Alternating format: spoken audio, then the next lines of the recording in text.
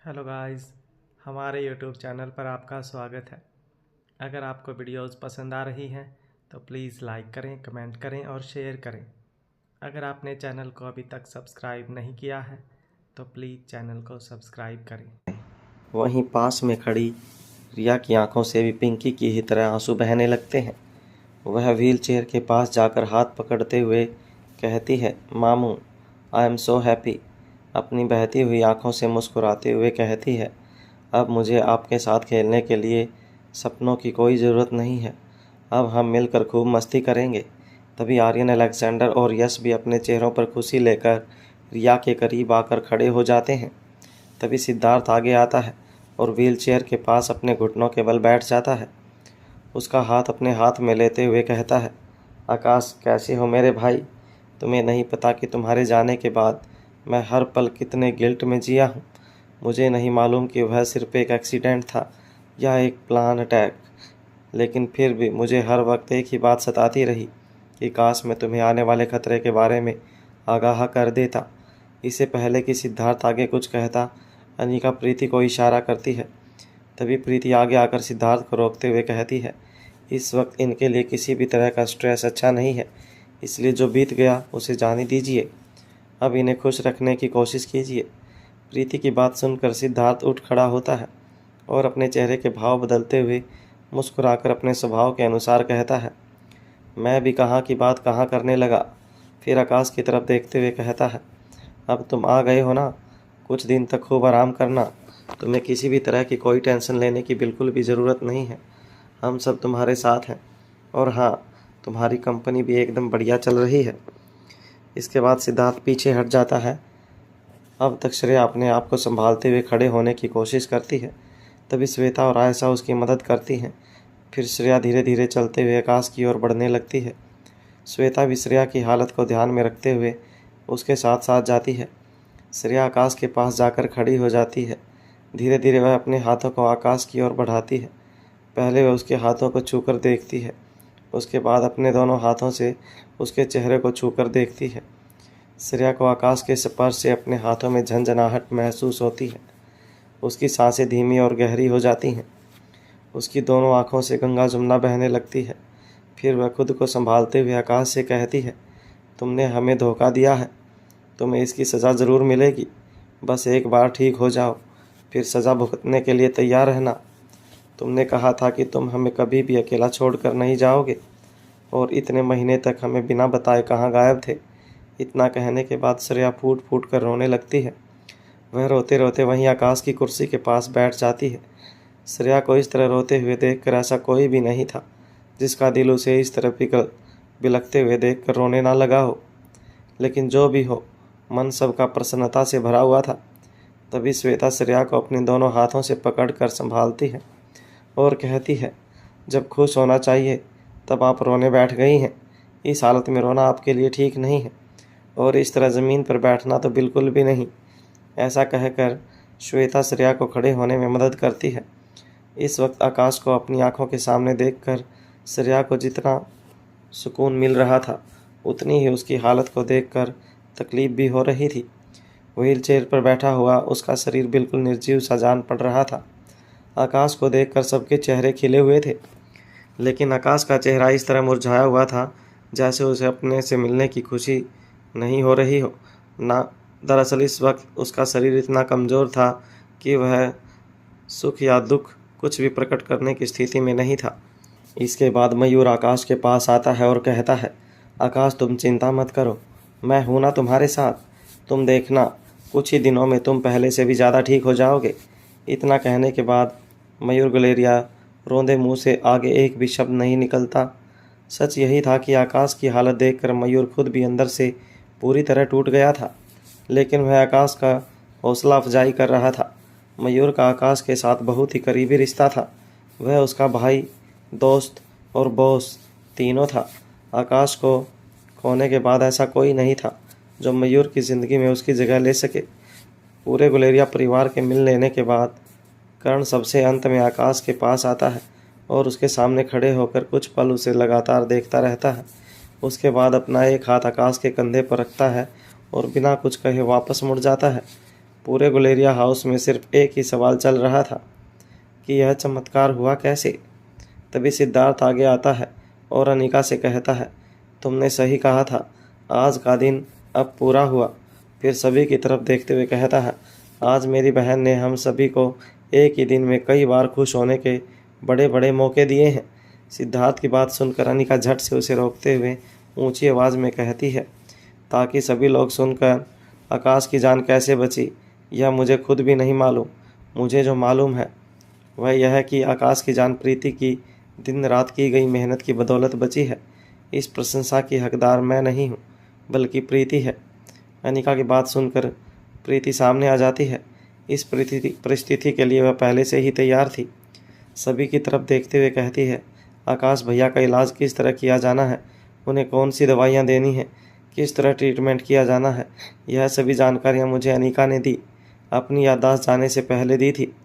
अब क्योंकि अनिका दी को अपनी पुरानी कोई भी बात याद नहीं, इसलिए उन्हें आकाश भैया के ट्रीटमेंट के बारे में भी कुछ याद नहीं। ऐसे क्रिटिकल केस को टैकल करना मेरे बस की बात नहीं है। हाँ, बस इतना ज़रूर है कि मैंने अपनी जिम्मेदारी में किसी तरह की कोताही नहीं बरती। लेकिन मैं यह ज़रूर कहना चाहूँगी कि अगर अनिका दी की याददाश्त नहीं गई होती तो आकाश भैया को ठीक होने में और भी कम वक्त लगता। फिर कुछ पल रुकने के बाद प्रीति आगे कहती है, इससे पहले कि आप सब मुझसे यह सवाल पूछें कि मैंने आपको इस बारे में पहले क्यों नहीं बताया, तो इसका जवाब मैं पहले ही दे दूं। मैं आकाश भैया के ठीक होने का और अनिका दी की याददाश्त के वापस आने का इंतज़ार कर रही थी। लेकिन अब जब आकाश भैया कई महीनों के बाद होश में आए हैं तो इस बारे में अनिका दी और आप सभी को बताना ज़रूरी हो गया। इस वक्त सभी के मन में सैकड़ों सवाल थे, लेकिन वह सभी अच्छी तरह जानते थे कि उनके जवाब उन्हें कभी नहीं मिलने वाले, क्योंकि अनिका की याददाश्त के साथ साथ इन सवालों के जवाब भी मिट चुके थे। वहीं लगातार पिछले 4 महीनों से बिस्तर पर रहने की वजह से आकाश का शरीर इतना कमज़ोर था कि वह कुछ भी सुनने या जवाब देने की परिस्थिति में नहीं था। जब तक व्हील चेयर पर बैठा आकाश सभी के सामने मौजूद रहा, उसने अपने मुंह से एक शब्द भी नहीं कहा। सभी अच्छी तरह समझ चुके थे कि आकाश से कुछ भी पूछना बेकार था। भला बेहोशी की हालत में उसे खुद के बारे में क्या ही पता हो सकता था। इस समय सभी के दिलों में अनिका के लिए ढेरों दुआएं निकल रही थी। सभी उसे उसके हुनर की भूरी भूरी प्रशंसा कर रहे थे। जिस आकाश को डॉक्टरों ने मरा हुआ घोषित कर दिया था, उस आकाश को अनिका ने अपनी चतुराई से एक नई जिंदगी दी थी। आकाश को वापस पाने की खुशी में सभी ने अपने मन के सभी प्रश्नों को एक ओर रख दिया था, क्योंकि वह पल सवालों से घिरने की जगह खुशी मनाने का था। उस खुशी के हर लम्हे को भरपूर जीने का था, जो उन्हें ढेर सारे आंसू बहा लेने के बाद तब मिली थी, जब उसने मिलने की कोई उम्मीद नहीं थी। इसके बावजूद अनिका को उन सभी के सवालों का सामना करना शेष था, जो यह जानते थे कि अनिका को अपनी पूरी ज़िंदगी अच्छी तरह याद है। इसमें से पहले नंबर पर था मयूर का, लेकिन मयूर ने मन ही मन तय कर लिया था कि वह अनिका से कुछ नहीं पूछेगा, क्योंकि उसका मानना था कि अनिका जो भी करती है सही ही करती है।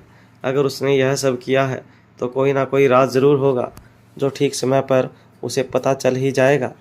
जब तक अनिका नहीं बताना चाहती तब तक उससे पूछना गलत होगा। इसके अलावा जहाँ तक आकाश की ज़िंदगी बचाने की बात थी, तो मयूर का अनिका पर अटूट विश्वास था कि अनिका कुछ भी कर सकती है। प्रश्न प्रीति, भूमि और कौटिल्य के मन में भी कम नहीं थे, लेकिन उन्होंने भी मयूर की ही तरह कुछ न पूछने का निर्णय लिया और सही वक्त का इंतजार करना उचित समझा। अब बचे सिर्फ रोहित मारवा और कर्ण गुलेरिया, जिनके सवालों का अनिका को सामना करना था।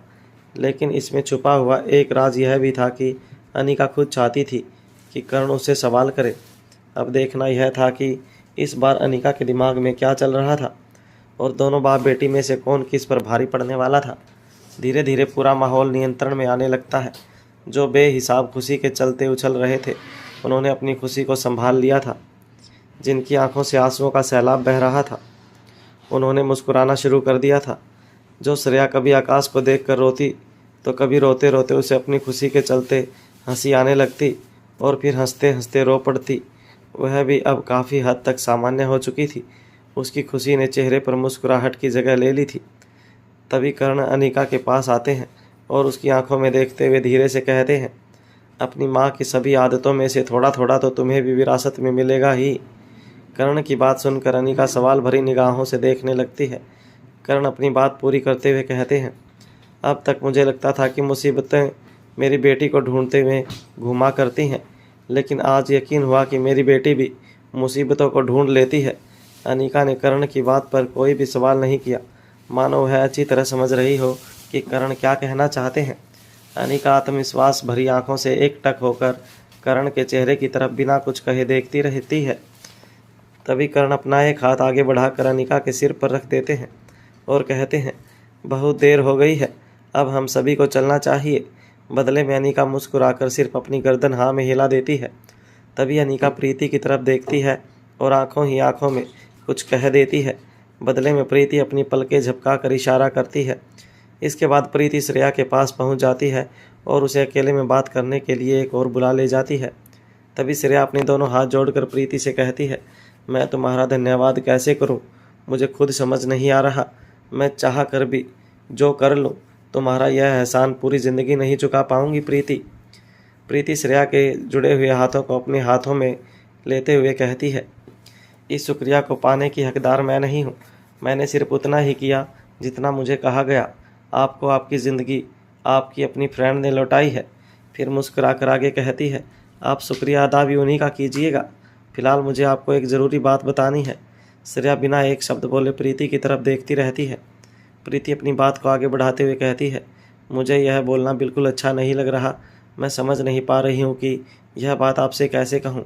श्रेया कहती है, तुम्हें इतना सोचने और झिझकने की कोई ज़रूरत नहीं है।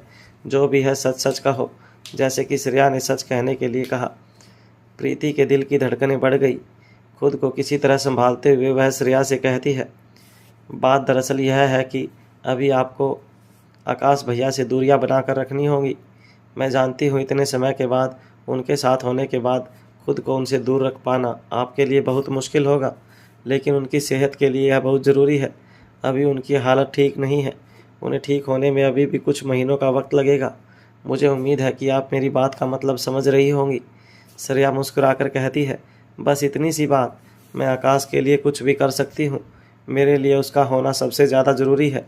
बस वह सही सलामत मेरी आंखों के सामने बना रहे तो मैं पूरा जीवन उसे देखते हुए बिता सकती हूँ। तुम चिंता मत करो। तुम क्या कहना चाहती हो मैं बेहतर तरीके से समझ गई हूँ। ऐसा कहकर श्रेया धीमे धीमे कदमों से वापस लौट जाती है और प्रीति लंबी गहरी राहत की सांस लेती है। फिर मन ही मन कहती है, इससे तो अच्छा होता कि अनिका दी आकाश भैया को यहीं मारवा हाउस में रोक लेती। यह मुझसे क्या क्या करना पड़ रहा है। ऐसा सोचकर वह पास में ही रखा हुआ पानी से भरा गिलास उठाती है और एक सांस में पी जाती है। ठीक इसी वक्त रोहित अनिका के एकदम करीब आकर खड़ा हो जाता है। फिर हैरान होते हुए बिल्कुल धीमी आवाज़ में अनिका पर सवालों की बारिश कर देता है, मतलब आकाश तुम्हारे पास था और वह भी यही मारवा हाउस में? कमाल की बात यह है कि तुमने किसी को इसकी भनक तक नहीं होने दी। पर तुमने यह सब किया कैसे? अगर तुमने उसे अब तक इस तरह छुपा कर रखा था तो ज़रूर उसकी कोई बड़ी वजह भी होगी। इसके पहले कि अनिका कोई जवाब दे पाती, रोहित अपनी बात को आगे बढ़ा देता है, जो भी है, पर मैं बहुत खुश हूँ। तुम्हारी वजह से मुझे मेरा दोस्त वापस मिल जाएगा। अनिका जवाब देती है, उसे पुराना आकाश समझने की भूल मत करना रोहित। रोहित हैरान होते हुए जज से पूछता है, क्या उसकी भी याददाश्त चली गई है? अनिका मुस्कुराकर कहती है, नहीं, यह बात नहीं है। दरअसल अब स्पोर्ट्स डे पर किसी रियल गेम का शुरू होना तो बनता ही है। बस इतना समझ लो कि यह आकाश नहीं मोहरा है। थोड़ा सा सब्र रखो, कुछ समय बाद खुद ही समझ जाओगे। अनिका की बात सुनने के बाद रोहित के चेहरे की खुशी अचानक से आश्चर्य में परिवर्तित हो गई। रोहित जैसे ही कुछ पूछने की कोशिश करता है, अनिका उसे रोक देती है और एकदम धीमी आवाज़ में शरारती अंदाज में कहती है, क्या हम अपने बेडरूम में जाने के बाद बात कर सकते हैं प्लीज़? इसके बाद कुछ ही समय में पूरा गुलेरिया परिवार वहां से जाने के लिए तैयार हो जाता है। ठीक इसी वक्त अर्जुन सिंह निपुण मीणा से कहता है, क्या अब तुम यहाँ से चलने के लिए तैयार हो या अभी भी कुछ बाकी रह गया है? अब सबसे महत्वपूर्ण रिश्तेदार भी जाने के लिए तैयार हो चुके हैं। निपुण मीणा मुस्कुराते हुए बड़े ही प्यार से अर्जुन सिंह से कहती है, क्या आप मुझे बता सकते हो कि जिस इंसान को सभी डॉक्टर्स ने मरा हुआ घोषित कर दिया था, उसे अनिका ने बचाया कैसे? अर्जुन जवाब देता है, पहली बात तो यह है कि उसे अनिका ने नहीं बल्कि डॉक्टर अनिका ने बचाया था। जिस सवाल का जवाब खुद अनिका के पास नहीं है, उसका जवाब मेरे पास कैसे हो सकता है? दूसरी बात यह है कि सारा दिन यहाँ रहने के बाद भी तुम इतनी सी बात नहीं समझ पाई कि जिसके हाथों से करिश्माई ताकत है उसी का नाम अनीका है। तीसरी और सबसे ज़रूरी बात, किसी की घरेलू बातों से तुम्हें क्या मतलब? हम यहाँ एंजॉय करने आए थे और उसमें पूरा दिन तुमने किसी तरह से कोई कसर नहीं उठा रखी थी। इतना कहने के बाद इस बार अर्जुन सिंह निपुण मीना की कलाई पकड़ लेता है और उसे लगभग खींच कर ले जाते हुए कहता है, अब चलो यहाँ से वापस चलते हैं।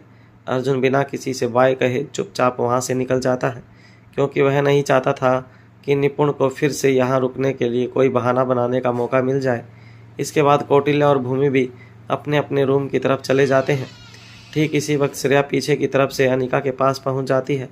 अपने पेट के आकार के चलते अपने दाएं ओर से उसके गले लग जाती है। अनीका श्रेया के हाथों पर अपने हाथ रखती है और मुस्कुरा देती है। श्रेया उसे यूं ही पकड़े हुए मुस्कुराकर कहती है, तुमने जो शौक आज मुझे दिया है, मैं ज़िंदगी भर उसके लिए तुम्हारी एहसानमंद रहूँगी। काश कि हर किसी की ज़िंदगी में तुम्हारी तरह शौक देने वाली दोस्त हो। अनीका श्रेया के हाथों को अपने दोनों हाथों में लेकर उसकी तरफ घूम जाती है और उसे छेड़ते हुए कहती है, अब तुम अपने आकाश से ही पूछ लेना कि उसके एक्सीडेंट के पीछे किसका हाथ था। श्रेया अपनी नज़रें नीचे करते हुए कहती है, मुझे शर्मिंदा मत करो, मैं तुम्हारे मिस्टर रोहित मारवा की तरफ से पहले ही अपना मन बिल्कुल साफ कर चुकी हूँ। वैसे भी अगर इतने समय तक आकाश बिना किसी को कानो कान खबर हुए तुम्हारे पास था तो ज़रूर मिस्टर मारवा ने तुम्हारी मदद की होगी। किसी को मौत के मुंह में धकेलने वाला खुद उसे बचाने की कोशिश क्यों करेगा? मुझे किसी से कुछ नहीं पूछना। फिर अपनी नज़रें ऊपर करती है और एक पल चुप रहने के बाद अपनी आंखों में पानी और चेहरे पर मुस्कान लाकर कहती है, थैंक यू सो मच महारानी। अनीका अपने चेहरे पर झूठे गुस्से के भाव लाते हुए कहती है, अब बस भी करो, और कितने आंसू बहाओगी? इसके बाद दोनों सहेलियां एक दूसरे की तरफ देखकर हंसने लगती हैं। इसके बाद पूरा गुलेरिया हाउस भी यह सोचकर सभी के साथ चला जाता है कि आज सभी दूसरे ही रंग ढंग में हैं। उसे अपने और प्रीति के बारे में फिर किसी दिन मारवा हाउस आकर अनीका से बात करनी चाहिए। आज का दिन आकाश के वापस लौटने की खुशी में छोड़ देना ही ठीक होगा। कुछ इसी तरह के ही ख्याल श्वेता के मन में भी चल रहे थे। वह भी अपने मन की बात को मन में ही रखकर वापस रवाना होने की सोच रही थी। तभी उसके कानों में किशन मल्होत्रा की आवाज़ सुनाई देती है। वह रोहित मारवा से कह रहे थे कि आज का दिन एक यादगार दिन है, अब हमें भी इजाज़त दो, रोहित फिर मिलेंगे। किशन के ऐसा कहने पर अंजलि और क्रिश भी उसके पास आ जाते हैं। श्वेता भी अपने उदास चेहरे के साथ उनकी ओर बढ़ जाती है। सभी औपचारिकताएं पूरी करके मल्होत्रा परिवार मारवा हाउस से बाहर की ओर जाने के लिए मुड़ जाता है। तभी अनीका श्वेता का हाथ पकड़ लेती है और कहती है, क्या तुम आज रात अपनी दीदी के पास मारवा हाउस नहीं रुक सकती? अगर कोई बहुत ज़रूरी काम ना हो तो सुबह चली जाना। फिर अनीका श्वेता के कान के पास आकर कहती है, क्या तुम्हें अब अपनी ज़रूरी बात नहीं करनी? श्वेता अनीका के चेहरे की तरफ बिना किसी हाव भाव के देखने लगती है। तभी अनीका अपनी बात को आगे बढ़ाते हुए कहती है, लेकिन मुझे तुम्हारी ज़रूरी बात ज़रूर सुननी है। इस बार श्वेता के चेहरे पर मुस्कान आ जाती है। उधर अंजलि दोनों बहनों को फुसफुसाता हुआ देखकर उन्हें वहीं छोड़ देते हुए कहती है, अगर तुम दोनों बहनों को साथ में कुछ पर्सनल बातें करनी है तो श्वेता यहाँ रुक सकती है। वैसे भी घर जाकर भी इसे अब सोना ही है, लेकिन चैन की नींद इसे तभी आएगी जब यह तुमसे अपने मन की सारी बातें कर लेगी। श्वेता अंजलि को रोकते हुए कहती है, मम्मा आप भी ना। इसके बाद मल्होत्रा परिवार श्वेता को मारवा हाउस में ही छोड़कर वापस जाने के लिए निकल जाता है। यह सब देखकर रोहित के अंदर बेचैनी दौड़ने लगती है। वह कब से इंतज़ार कर रहा था कि सभी मेहमानों के जाने के बाद वह अनीका से विस्तार से सारी बातें जानेगा, लेकिन श्वेता को रोकने का मतलब ही था कि अनीका अपना पूरा वक्त आज उसे ही देने वाली है। अभी रोहित के दिमाग में यह सब चल ही रहा था कि इतने में अनीका और श्वेता के पास प्रीति आ जाती है और श्वेता से कहती है, क्या तुम मेरे साथ रूम शेयर करना पसंद करोगी? मुझे अच्छा लगेगा। प्रीति की बात सुनकर कुछ दूरी पर खड़े हुए रोहित के चेहरे पर हल्की सी मुस्कान आ जाती है। इस वक्त तक सभी मेहमान जा चुके थे। अब वह हर वक्त तैयार रहना चाहता था कि अगर अनीका के पास बात करने के लिए थोड़ा भी वक्त होगा तो वह अपने सवालों के जवाब मांगेगा। इसलिए रोहित चेंज करने के लिए अपने रूम की तरफ चला जाता है।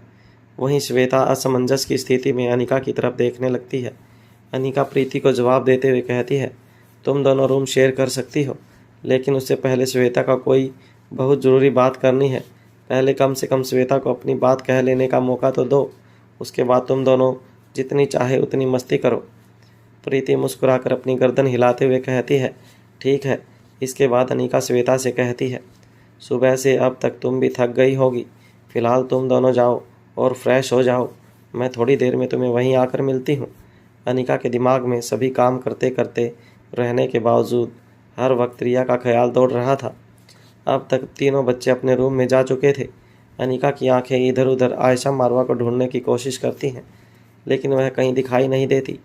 तभी अनिका को ख्याल आता है कि वह भी थक गई होंगी, इसलिए आराम करने के लिए चली गई होंगी। अनिका तेज़ कदमों से बच्चों के रूम की तरफ बढ़ जाती है। दरवाज़ा हल्का खुला होने की वजह से अंदर से आवाज़ें आ रही थी। वह दरवाजे पर पहुंचकर वहीं रुक जाती है और अंदर से आती हुई आवाज़ों को सुनने की कोशिश करती है। रिया इस वक्त बिस्तर पर बैठी हुई थी और दोनों भाई अलग अलग कोने पकड़कर खड़े थे। आर्यन कहता है, अब चुप भी हो जाओ, रिया इस तरह रोती रहोगी तो तुम्हारी तबीयत खराब हो जाएगी। तभी रिया पलट कर जवाब देती है, मुझे तुम्हारी सिंपैथी नहीं चाहिए, मुझे अकेला छोड़ दो। फिर अलेक्जेंडर की आवाज़ सुनाई आती है। वह कहता है, देखो दादी माँ, इसने अपना क्या हाल कर लिया है, इसे हमारी परवाह और सहानुभूति में भी कोई फ़र्क नज़र नहीं आ रहा। इस वक्त आयशा मारवा बच्चों के ही साथ थी, भला इस हालत में वह अपनी प्यारी रिया को छोड़कर कैसे जा सकती थी। ऐसा कहते हुए रिया के पास बैठ जाता है और अपने हाथों से उसके गालों से आंसू पोंछते हुए अलेक्जेंडर कहता है, तुम्हें जो सही लगता है तुम वही करो, लेकिन उससे पहले मेरी एक बात का जवाब दो। क्या रोना किसी समस्या का हल है? यह भी छोड़ो, तुम मुझे यह बताओ कि क्या तुम्हें पता है कि इस वक्त तुम्हारी समस्या क्या है?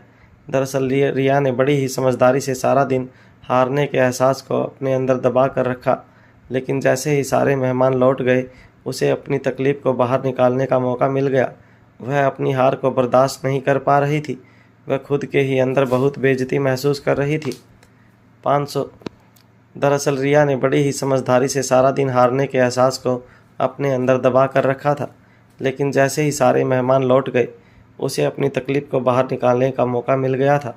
वह अपनी हार को बर्दाश्त नहीं कर पा रही थी। वह खुद के ही अंदर बहुत बेइज्जती महसूस कर रही थी। तभी आयशा मारवा की आवाज़ सुनाई देती है। वह रिया के पास जाकर बैठ जाती है और उसके गालों पर हाथ फेरते हुए बड़े ही प्यार से समझाते हुए कहती है, हार और जीत ज़िंदगी के पहलू हैं। हर इंसान को कभी ना कभी हार का सामना करना ही पड़ता है। एक समझदार इंसान अपनी हार से सबक लेता है और आने वाली ज़िंदगी के लिए खुद को तैयार करता है। तुम्हें भी मेरी प्यारी बच्ची की तरह ही यही करना चाहिए। तुम रोती हुई बिल्कुल अच्छी नहीं लगती। अगर तुम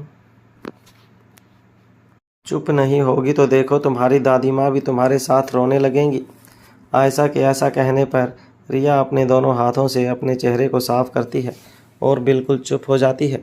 रिया अपने सभी परिवारजनों से बेहद प्यार करती थी।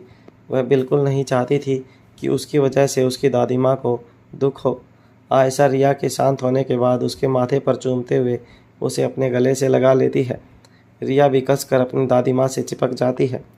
बाहर खड़ी हुई अनिका को ऐसा लगता है कि इस वक्त उसका अंदर जाना ठीक नहीं होगा, क्योंकि अनिका को देखकर रिया एक बार फिर से टूट जाती और उसकी आंखों से गंगा जमुना बहने लगती। इसलिए उसने रिया को खुद को संभालते हुए और सोचने समझने के लिए अवसर देना बेहतर समझा। यह सब सोचने के बाद अनिका वहाँ से जाने के लिए वापस मुड़ जाती है। अभी वह कुछ ही कदम आगे गई थी कि उसे आयशा की आवाज़ सुनाई देती है, रुको अनिका, मैं तुमसे ही मिलने आ रही थी। आयशा की आवाज़ सुनकर अनिका अपनी ही जगह पर रुक जाती है। आयशा अनिका के पास आती है और उसके कंधे पर हाथ रखकर आगे बढ़ने के लिए इशारा करती है। इसके बाद दोनों धीमे धीमे कदमों से आगे की ओर बढ़ने लगती हैं। आयशा कहती है, अभी रिया को लेकर चिंता वाली कोई बात नहीं है, लेकिन तुम्हें बड़ी ही सावधानी से काम लेना होगा। अब वह उस तिथि में पहुंच चुकी है जब वह तुम्हारी दी हुई सीख को सुन और समझ पाएगी। इसके बाद आयशा के चेहरे पर उदासी आ जाती है। अनिका पूछती है, क्या इस उदासी की कोई ख़ास वजह है? आयशा की आंखों में आंसू आ जाते हैं और वह कहती है, मुझसे मेरी रिया को इस तरह रोते हुए देखा नहीं जाता। अनिका को आयशा की बात पर हंसी आ जाती है और वह अपना प्यार जताने के लिए अपने दोनों हाथों को आयशा मारवा के गले में डालकर उससे चिपक जाती है। कुछ पल तक इसी तरह खड़े रहने के बाद आयशा अपने दोनों हाथ अनिका के हाथों पर रख देती है और उसके बाद उन्हें अपने गले से निकालते हुए दोनों हाथों में पकड़ लेती है। फिर अनिका की तरफ मुस्कुराते हुए देखने लगती है। बड़े ही प्यार से अपना एक हाथ बढ़ाकर अनिका के सिर से फेरते हुए चेहरे की तरफ गाल तक ले आती है। फिर अनिका से कहती है, मुझे तुम पर गर्व है। जो तुमने आज किया उसे किसी एक इंसान की ज़िंदगी नहीं बची, बल्कि पूरे एक परिवार की ज़िंदगी बिखरने के बाद एक बार फिर से संवर गई है। फिर अपना हाथ नीचे करते हुए अनिका के दोनों हाथों को अपने हाथों में लेकर आगे कहती है, मैं हमेशा सोचती थी कि तुम इतनी बड़ी बड़ी मुसीबतों का सामना कैसे कर लेती हो, पर आज मुझे मेरे सवालों का जवाब मिल गया है। तुम जो लोगों की दुआएं इकट्ठी करती हो वही तुम्हारी वास्तविक सुरक्षा चक्र है। यूं ही सबकी मदद करती रहो। God bless you. फिर एक सेकंड रुक कर आगे कहती है, एंड योर फैमिली टू। इसके बाद दोनों सास बहू एक दूसरे की सूरत देखकर मुस्कुरा देती हैं। इसके बाद अनिका चेंज करने के लिए अपने बेडरूम में पहुंच जाती है और रोहित वहीं टेबल पर अपना लैपटॉप रखकर कुछ काम कर रहा था। अनिका रोहित के पीछे की तरफ से उसके कंधों पर अपने दोनों हाथ रखकर झुकते हुए कहती है, मुझे थोड़ा वक्त लग सकता है, इसलिए बिना इंतज़ार किए सो जाना। रोहित को अनिका की इस बात पर बड़ा ही प्यार आता है कि अनिका ने भी रोहित के लिए अपनी परवाह को जताना शुरू कर दिया था।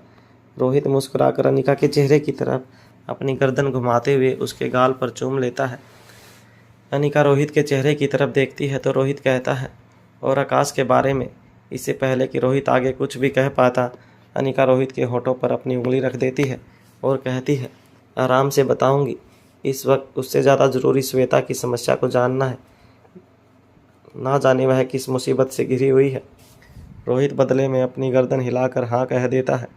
जैसे ही अनिका पीछे की ओर हटती है, रोहित उसका हाथ पकड़ लेता है और पूछता है, कम से कम इतना तो बताओ कि आकाश तुम्हारा मोहरा है या दुश्मन का। अनिका मुस्कुराकर कहती है, वह हमारा आकाश नहीं है, अब वह दुश्मन का मोहरा है। उसके बाद अनिका वॉशरूम की तरफ बढ़ जाती है।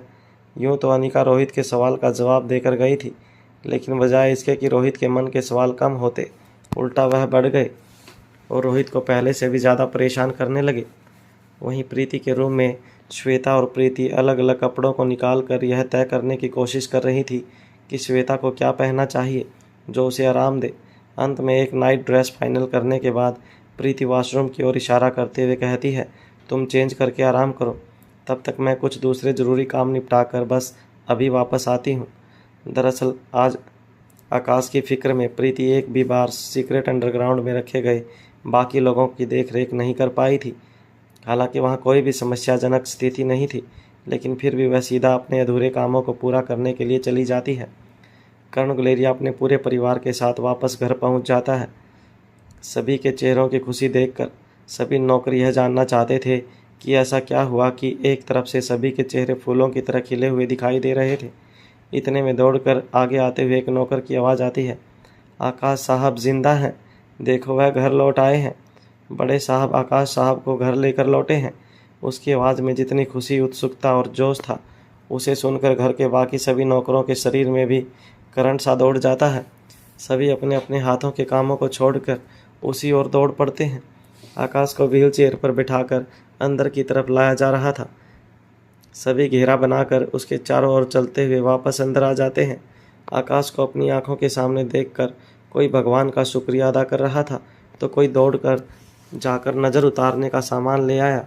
किसी ने आरती का थाल सजा लिया, तो कोई भगवान को प्रसाद चढ़ाने के लिए दौड़ा।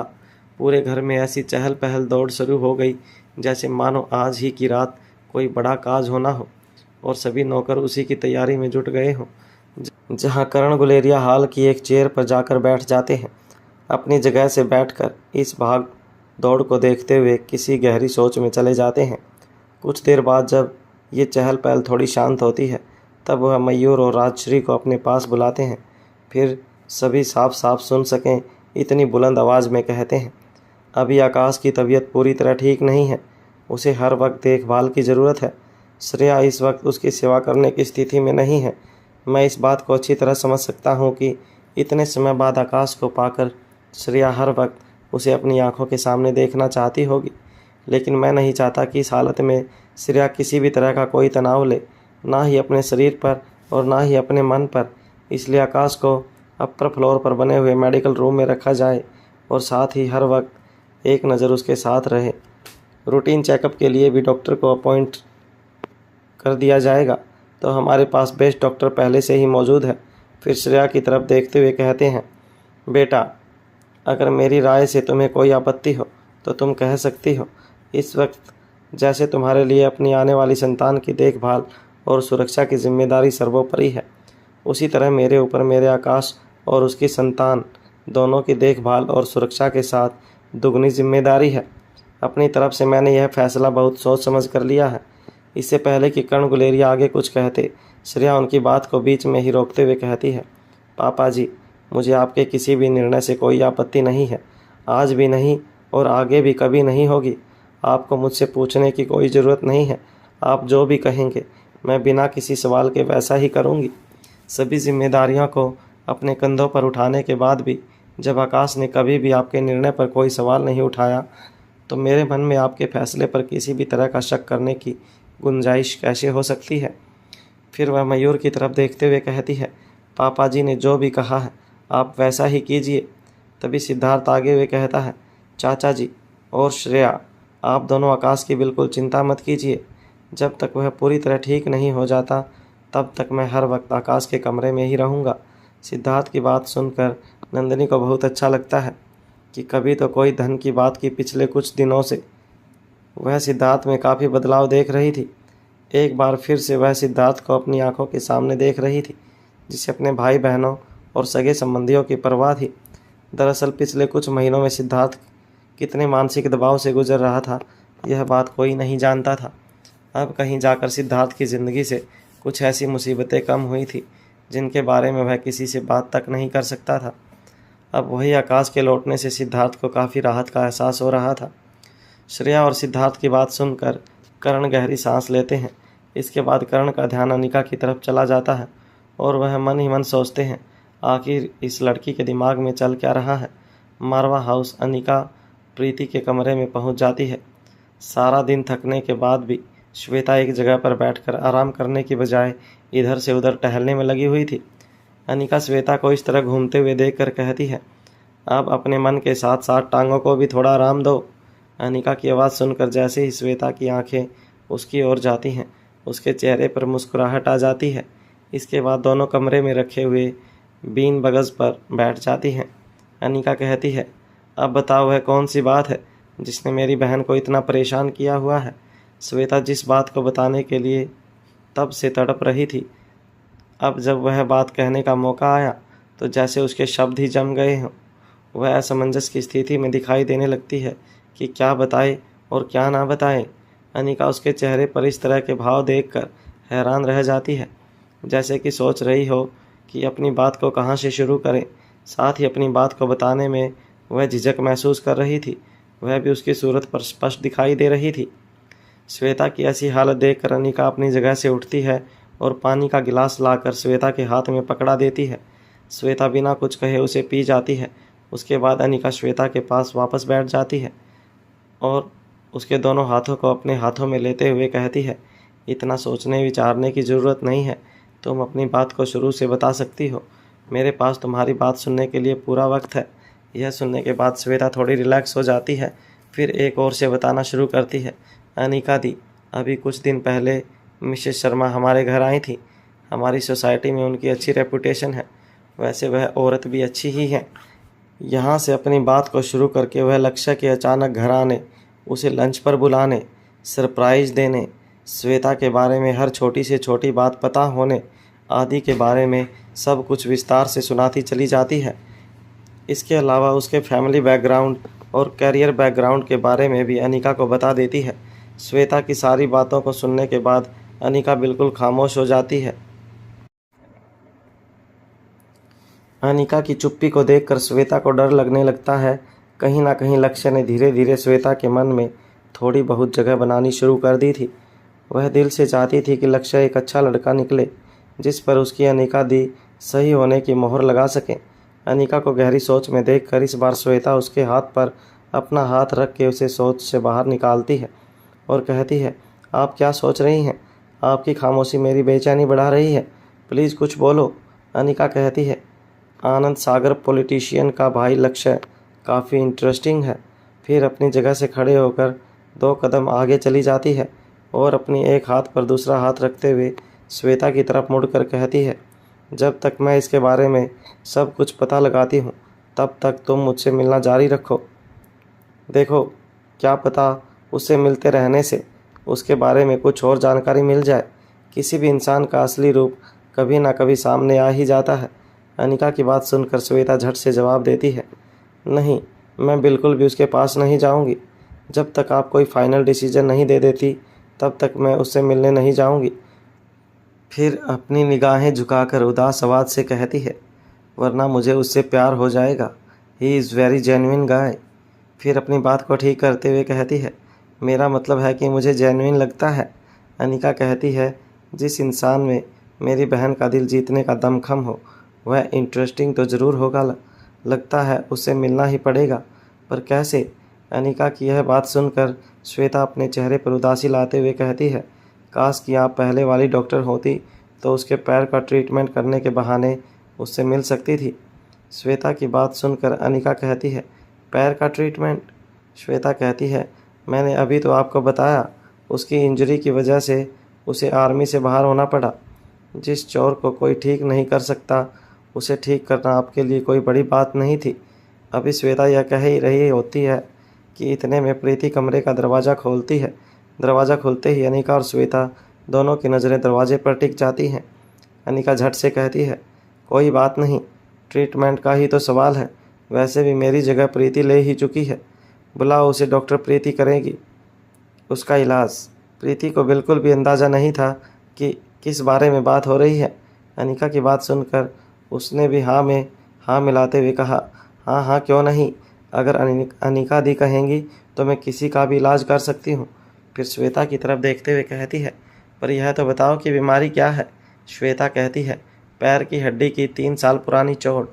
श्वेता की बात सुनकर प्रीति की आंखें बड़ी हो जाती हैं और वह अनिका की ओर देखते हुए कहती है, अनिका दी।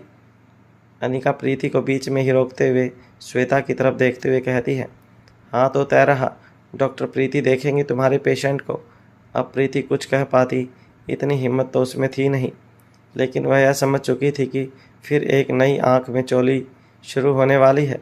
इसके बाद अनिका अपनी जगह से आगे बढ़ते हुए श्वेता की तरफ देखती है और कहती है, उसके प्यार में पड़ने की ज़रूरत नहीं है। यहाँ 99.9% से चांसेस हैं कि तुम्हारा शक सही हो। इस मामले में कोई ना कोई कॉन्स्पिरेशन षड्यंत्र तो ज़रूर है। तुमने अच्छा किया कि कोई भी फैसला लेने से पहले मुझे इस बारे में बताया। बहुत जल्द सच का पता चल जाएगा, तब तक तुम थोड़ा सावधान रहना।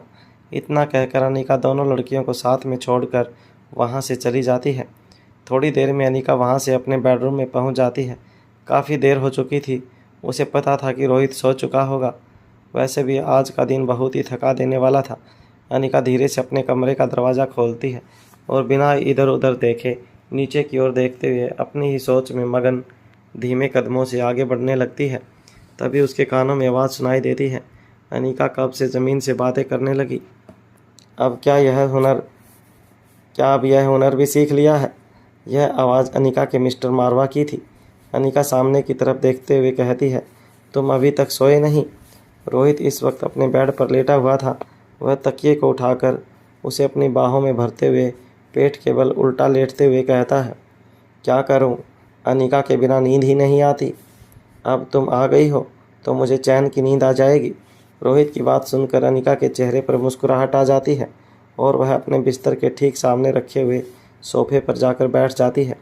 अपनी कोहनी को बैक रेस्ट पर रखते हुए हथेली को गर्दन के पास रखती है और मुस्कुराकर कहती है, क्या तुम जानते हो कि आनंद सागर पॉलिटिशियन कौन है? श्वेता के लिए उसके भाई का रिश्ता आया है। रोहित अनिका की बात सुनकर दंग रह जाता है और कहता है, क्या सच में? रोहित अपनी जगह से खड़ा होता है और अनिका के पास आकर बैठ जाता है। अनिका की तरफ चेहरा करते हुए वह भी अपना एक हाथ बैक रेस्ट पर रख देता है और कहता है, तुम आनंद सागर सान्याल की बात कर रही हो? फिर एक पल रुक कर आगे कहता है, ऐसा करने के पीछे उसका क्या मकसद हो सकता है। अनिका रोहित की तरफ देखते हुए बैक रेस्ट पर रखे अपने हाथ पर ही अपना सिर रख लेती है। फिर मुस्कुराकर रोहित की तरफ देखते हुए अपनी आंखें बंद कर लेती है। अपनी बंद आंखों से ही बोलती है, उसके मकसद का अभी कुछ पता नहीं, लेकिन अब उसके भाई लक्ष्य के मकसद को जानने के लिए उसे मिलना ज़रूरी हो गया है। रोहित अनिका की आंखें खोलने और आगे बोलने का इंतज़ार करता है, लेकिन अनिका सो जाती है। अनिका की इस आदत पर रोहित को हमेशा ही बहुत प्यार आता था। रोहित भी बिल्कुल उसी की ही तरह अपने हाथ पर अपना सिर रखकर उसके चेहरे की तरफ देखने लगता है। इससे पहले कि रोहित हमेशा की तरह अनिका को अपनी बाहों में उठाकर बिस्तर तक ले जाए, अनिका के प्यारे से चेहरे को देखते हुए रोहित की भी वहीं बैठे बैठे आंख लग जाती है। आखिर आज का दिन बेहद रोमांचक और मेहनत भरा था। आने वाली नई सुबह के लिए अपने दिमाग और शरीर को आराम देना बेहद ज़रूरी था, क्योंकि अगली सुबह ज़िंदगी की बाकी समस्याओं से एकदम अलग तरह की समस्या को लेकर खड़ी थी। अपनी बराबर वालों के साथ कैसे निपटा जाए यह समझना आसान है, लेकिन बच्चों के साथ उनके स्तर पर उतर पाना, उन्हें समझना और ख़ुद को उन्हें समझा पाना एक बड़ा ही मुश्किल काम है। जब बच्चा रिया जैसा स्मार्ट हो, होश संभालने के साथ ही जो दौलत और शोहरत में पला बड़ा हो, तब उसे रास्ते से भटकने के बाद पटरी पर लाना एक टेढ़ी खीर साबित होने वाला था। अगली सुबह जब अनिका की आंख खुलती है तो वह खुद को अपने बिस्तर पर पाती है। जागने के कुछ ही देर बाद उसे याद आता है कि श्वेता को अपनी फार्मेसी के लिए किसी ज़रूरी काम से जल्दी ही निकलना है। वह झट से तैयार होकर नीचे डाइनिंग हॉल में पहुंच जाती है। प्रीति और श्वेता ब्रेकफास्ट कर चुकी थी। अनिका के वहां पहुंचते ही वह दोनों अपनी जगह से उठ खड़ी होती हैं और अनिका के पास आ जाती हैं। श्वेता बड़ी ही आशा भरी नज़रों से अनिका की तरफ देखती है।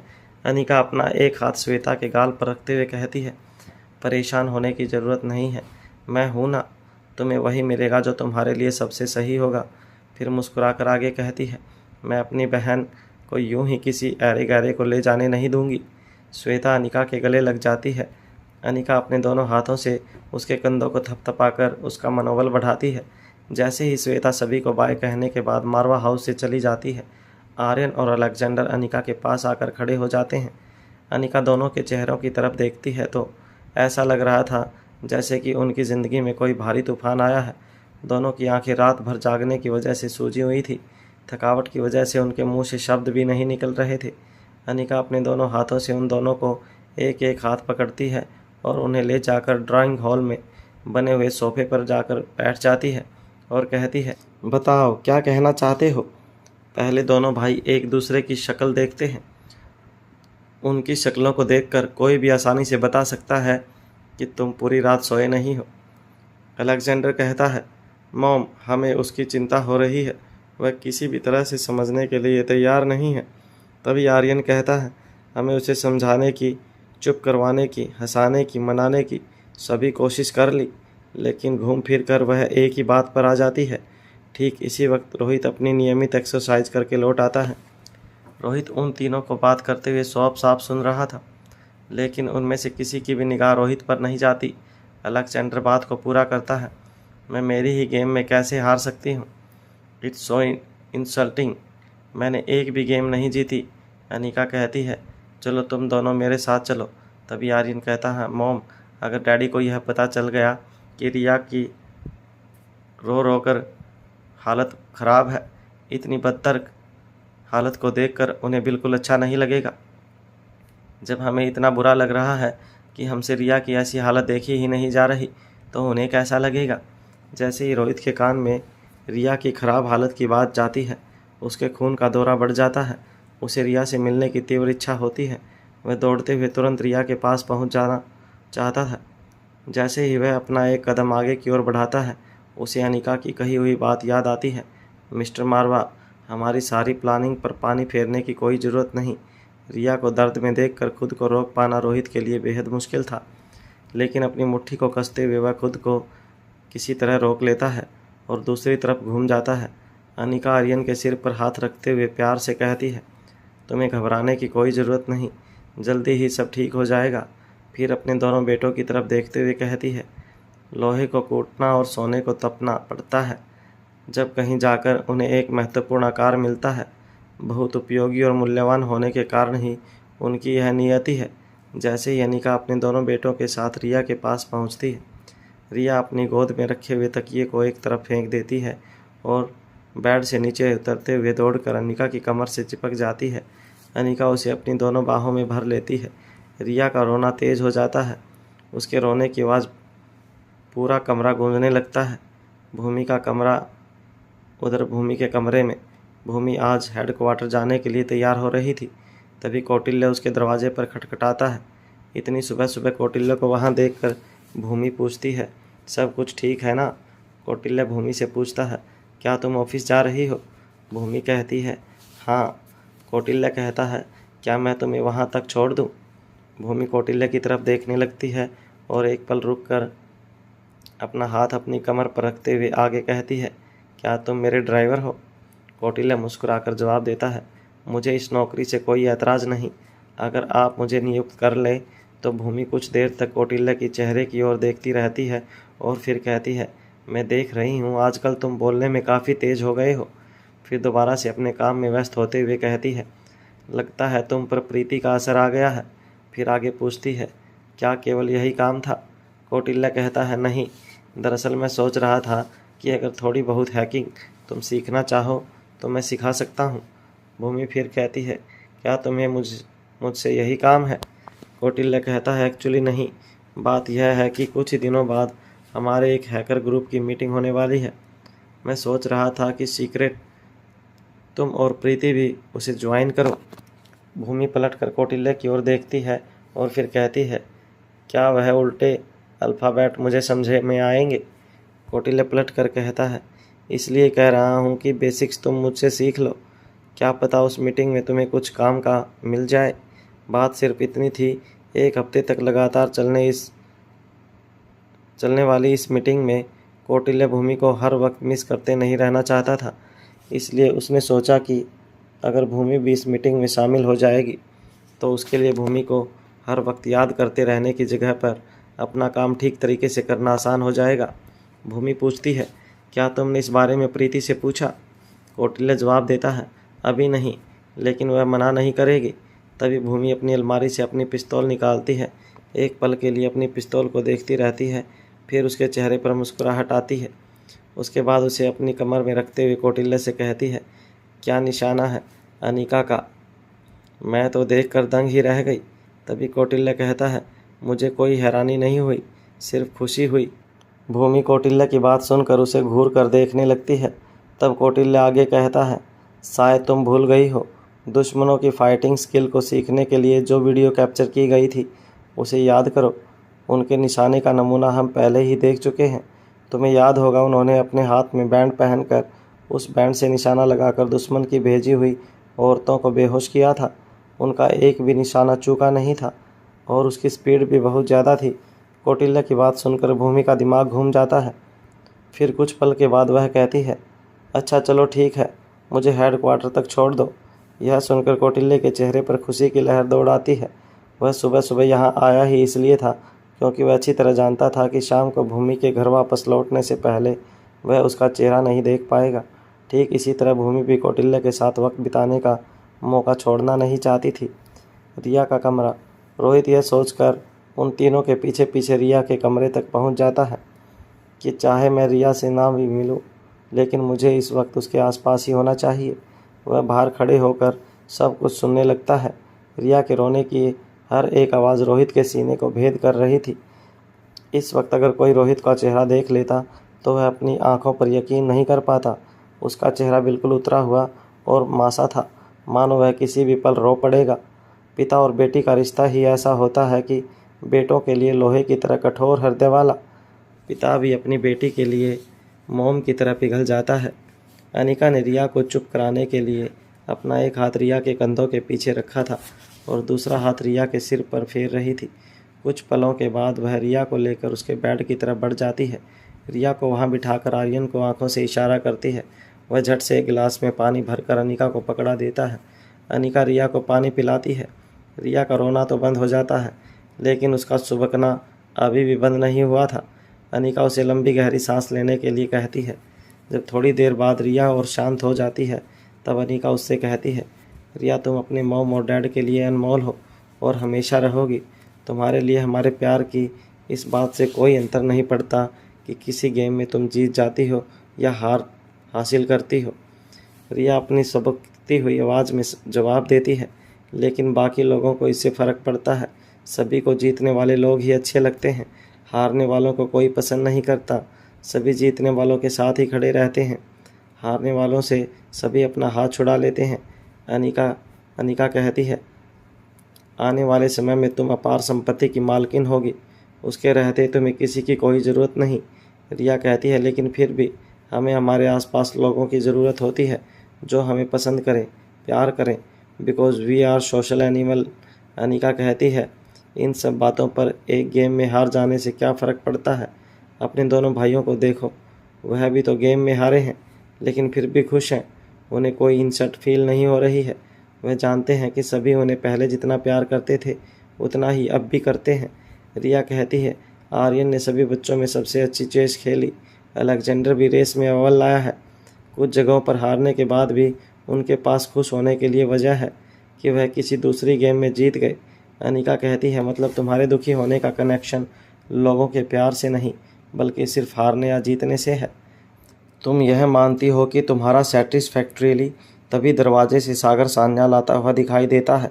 अपनी बॉडीगार्ड को वहीं रुक जाने का इशारा करने के बाद वह लक्ष्य के पास जाकर खड़ा हो जाता है।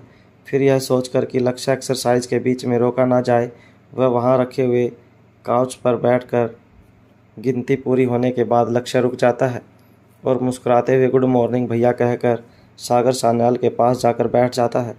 सागर सान्याल मुस्कुराते हुए कहता है, क्या बात है, आज काफ़ी लेट हो गए।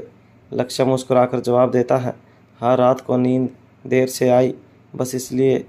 फिर सागर सान्याल कहता है, चलो छोड़ो इन सब बातों को, यह बताओ कि तुम्हारी बात कितनी आगे बढ़ी। अगर कहो तो शादी की तारीख निकलवा लें। लक्ष्य कहता है, नहीं भैया अभी नहीं। सागर कहता है, देखो तुम्हें जल्दी हो या ना हो, लेकिन मुझे तुम्हारी शादी की बहुत जल्दी है। जितनी जल्दी हो सके इस घर में बहू आ जाए तो कुछ मेंबर बढ़ें। इतने बड़े घर में ना देखने के लिए कोई और ना खेलने के लिए। लक्ष्य कहता है, भैया मुझे अभी कुछ वक्त दो, वह भी मुझे लेकर पूरी तरह से तैयार नहीं है। सागर कहता है, तुम्हें कोई लड़की ना नहीं कह सकती, लेकिन अगर हाँ करने से पहले उसे इतना सोचना पड़ रहा है तो कोई वजह होगी। पता करो, जितना जल्दी हो सके खुशखबरी सुनाओ। ऐसा कहकर वह लक्ष्य के कंधे पर हाथ रखता है और वहाँ से चला जाता है। मारवा हाउस में बच्चों का कमरा। अनिका कुछ पलों के लिए चुप रहती है ताकि रिया को सोचने का पूरा वक्त मिल सके। जब रिया आगे कुछ नहीं कहती तब अनिका आगे कहना शुरू करती है, देखो रिया, सभी की ज़िंदगी इसी तरह चलती है। किसी जगह पर जीत हासिल होती है तो किसी जगह पर हार। हमारी ज़िंदगी का बैलेंस इसी तरह बनता बिगड़ता रहता है। छोटी छोटी जीत जीने के वजह बनती हैं। फिर अपनी जगह जगह से खड़े होकर रिया से 2 कदम दूर जाकर अपने दोनों हाथों को फोल्ड करके खड़ी हो जाती है और आगे कहती है, कल के ही दिन की तरह हमारी ज़िंदगी में हर पड़ाव पर अलग अलग तरह के कई खेल एक साथ होते हैं और हम चाहें या ना चाहें हमें उनमें भाग लेना पड़ता है। जब हम बहुत सारे खेलों के लिए पहले से तैयार होते हैं तब भी उनमें से कुछ जगहों पर हमें हमसे बेहतर खिलाड़ी मिलते हैं और हम हार जाते हैं, लेकिन बाकी जगहों पर हम दूसरे खिलाड़ियों से बेहतर साबित होते हैं और हम जीत जाते हैं। फिर अनिका कुछ पलों के लिए चुप हो जाती है। रिया एकटक होकर अनिका की तरफ देख रही थी, फिर दोबारा से कहना शुरू करती है, लेकिन हमेशा याद रहे रिया, यह विजय केवल तभी प्राप्त होती हैं जब हमें पहले से उन्हें खेलने का अभ्यास हो। अब तुम्हें पूरी ज़िंदगी सिर्फ एक ही गेम में जीतने का अभ्यास होगा, तो कभी ना कभी ऐसा वक्त ज़रूर आएगा जब उसमें भी कोई धुरंधर तुमसे आगे निकलकर तुम्हें हरा देगा। अब तुम खुद ही बताओ कि फिर ज़िंदगी में जीत कर खुश होने के लिए वजह कहाँ से आएगी। अनिका की बातें सुनकर रिया अब तक पूरी तरह शांत हो चुकी थी। कुछ देर तक यूं ही कमरे में खामोशी छाई रहती है। तीनों माँ बेटे अपनी अपनी जगह पर खड़े होकर रिया की तरफ देख रहे थे और रिया की निगाहें लगातार एक और टिकी हुई थी, जिसे यह साफ पता चल रहा था कि रिया का दिमाग किसी निष्कर्ष पर पहुंचने की कोशिश कर रहा था। तभी रिया अपनी जगह से खड़ी होती है और अनिका से कहती है, मॉम, तो क्या मैंने अपनी पूरी ज़िंदगी कुछ नहीं सीखा? मैंने अपने इतने सारे साल बर्बाद कर दिए हैं। फिर अनिका की तरफ एक कदम आगे बढ़ते हुए पूछती है, अब मुझे क्या करना चाहिए? अनिका एक कदम आगे बढ़कर रिया के पास आ जाती है और उसे कंधों से पकड़ते हुए कहती है, मेरी बेटी इतनी समझदार है कि वह खुद यह निर्णय ले सके कि उसे क्या करना चाहिए। यह तुम में या कोई भी दूसरा नहीं बता सकता। तुम्हें भी बाकी सभी की तरह खुद ही तय करना होगा कि अब तुम क्या चाहती हो और तुम्हें क्या करना चाहिए। इसके बाद अनिका तीनों बच्चों की तरफ देखते हुए कहती है, मुझे बहुत भूख लगी है, जल्दी से फ्रेश हो जाओ, उसके बाद साथ बैठकर ब्रेकफास्ट करेंगे। इतना कहने के बाद अनिका वहाँ से चली जाती है। जैसे ही वह कमरे से बाहर निकलती है, रोहित को वहाँ खड़ा हुआ देखती है। वह रोहित के चेहरे के सामने अपने दोनों हाथों को फोल्ड करके खड़ी हो जाती है। रोहित की सूरत देखकर मन ही मन सोचती है, इस वक्त मुझे एक नहीं बल्कि 2 बच्चों को इमोशनली सपोर्ट देने की ज़रूरत है। उसके बाद रोहित की आंखों में देखते हुए अपनी गर्दन को हिलाकर बिना कुछ कहे पूछती है, क्या हम चलें? रोहित भी बिना कुछ कहे अपनी गर्दन हिलाकर जवाब देता है, हाँ चलो। अनिका रोहित को लेकर सीधा अपने बेडरूम में चली जाती है और फिर रोहित को बेड पर बैठने का इशारा कर देती है। रोहित बिना कुछ कहे बिना अपने पैरों को ऊपर किए बेड के किनारे पर बैठ जाता है। अनिका रोहित के करीब जाती है, फिर उसके चेहरे के सामने की ओर से आहिस्ते से अपने हाथों को रोहित के कंधों की तरफ बढ़ाते हुए उसके सिर के पीछे ले जाती है। फिर उसके और भी करीब आते हुए उसका चेहरा हल्के से अपने सीने से लगा लेती है। रोहित अनिका का स्पर्श पाते ही पिघल जाता है और अपनी दोनों बाहों को अनिका के पीछे की ओर से ऊपर करते हुए उसे कसकर चिपक जाता है। कुछ देर इसी तरह रहने के बाद वह धीरे से बोलता है, अनिका अभी वह बच्ची है। अनिका जवाब देती है, उसके सीखने की सही उम्र यही है। अनिका का जवाब सुनकर वह अपनी बाहों को और भी ज़्यादा कस लेता है, मानो रिया के साथ जाती हो रही हो, बल्कि रोहित के साथ और भी ज़्यादा हो रही हो। वह अपने दर्द पर जीत पाने की कोशिश कर रहा था। अनिका लैपटॉप के सामने आंखें गड़ाए बैठी हुई थी। अपने बालों से हाई नोट ऊंचा जुड़ा बनाकर हेयर स्टिक लगाई हुई थी। उसकी बालों की लट बार बार उसके गालों पर आकर उसे परेशान कर रही थी, लेकिन वह अपने काम में इतनी अधिक व्यस्त थी कि उसे उन्हें हटाने की भी शुद्ध नहीं थी। बिना पलके झपकाए तेज़ गति से चलती हुई उंगलियां ऐसा आभास दे रही थी जैसे कि अनिका किसी बड़े मिशन पर है। ऐसा लग रहा था जैसे पलकें झपकाने से मिशन फेल हो जाएगा।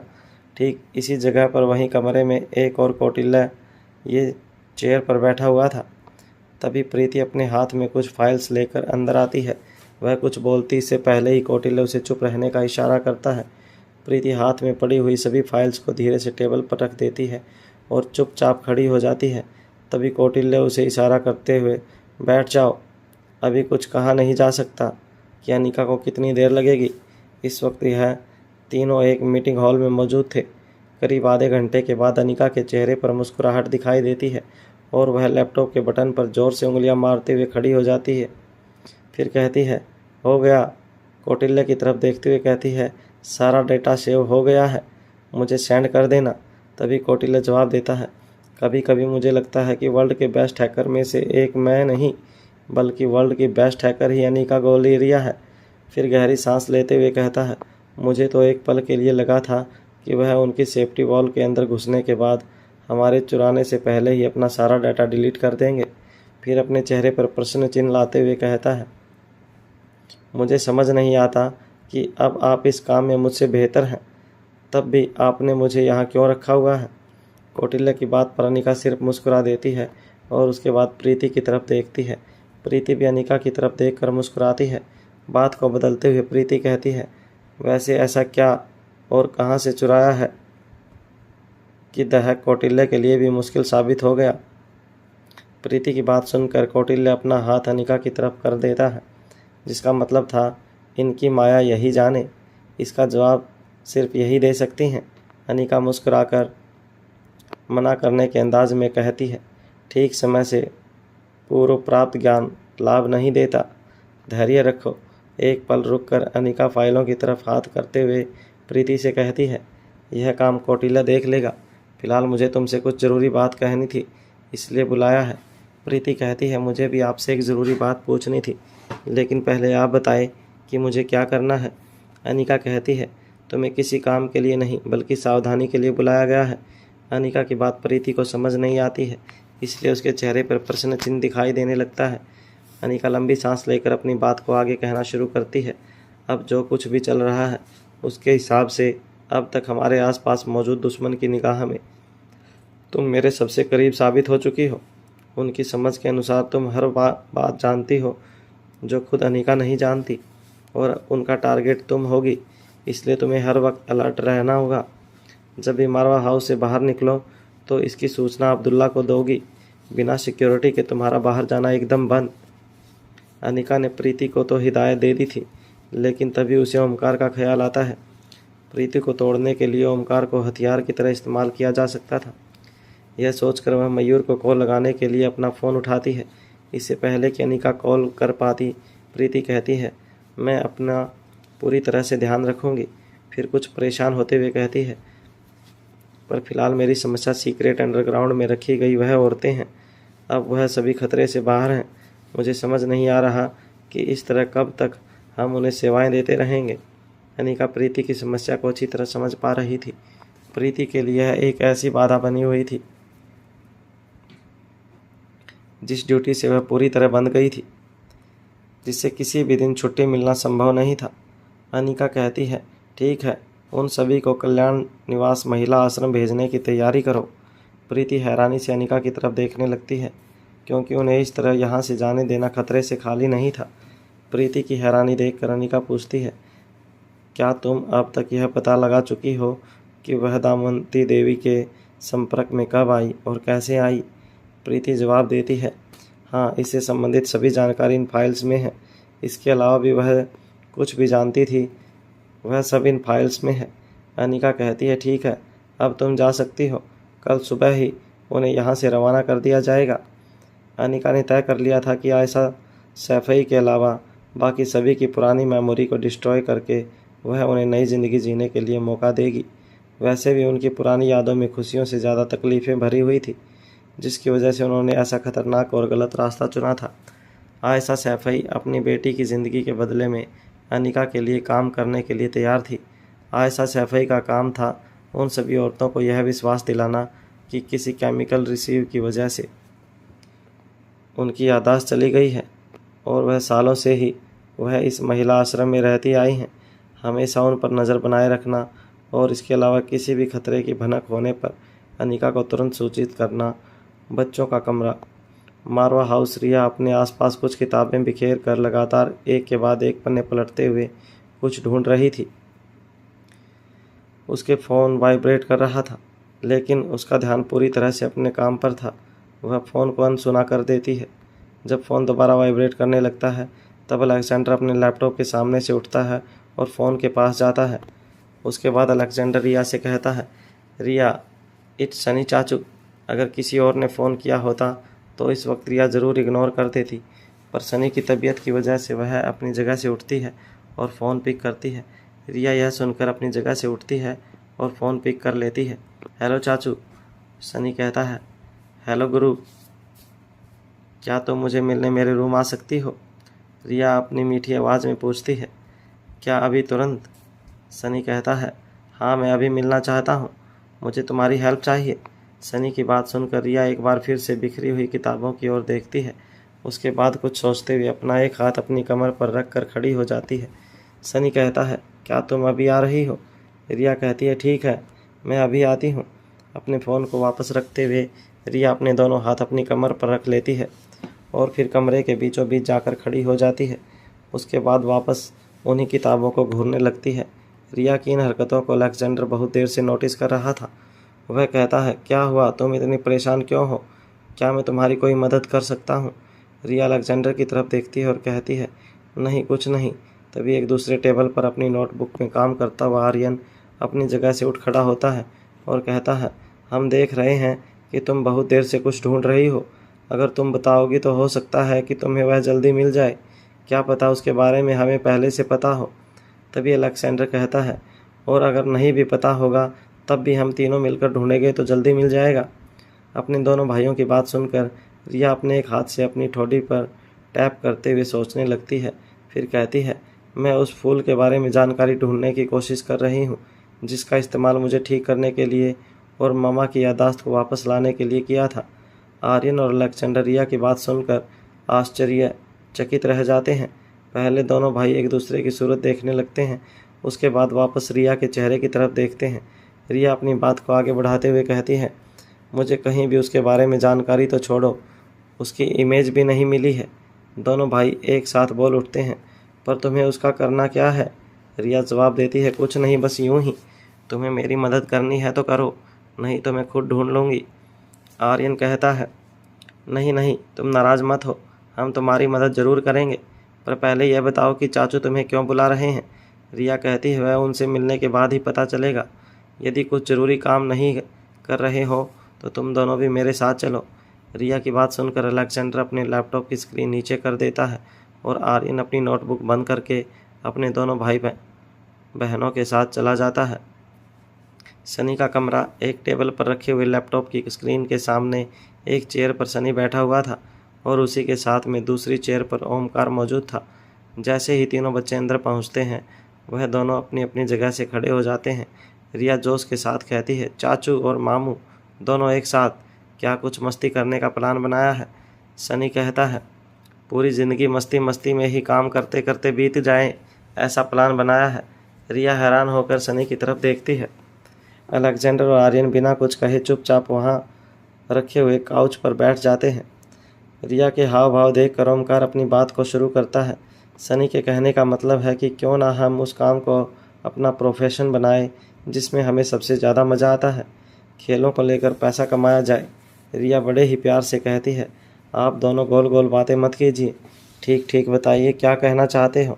सनी कहता है, देखो रिया, अब मेरी चोट भी लगभग ठीक हो गई है, मैं इस तरह कब तक घर पर ही बैठा रहूँगा।